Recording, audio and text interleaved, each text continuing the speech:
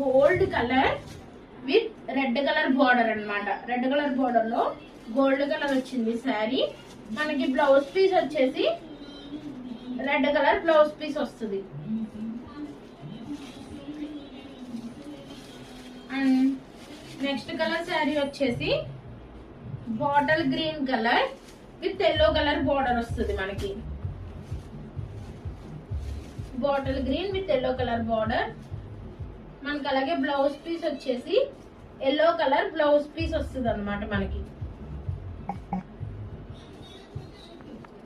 ఇలాగ ఇది వస్తుంది బ్లౌజ్ పీస్, ఎల్లో వస్తుంది మనకి. బార్డర్ ఏది వస్తుందో బ్లౌజ్ పీస్ కూడా అదే వచ్చిందండి.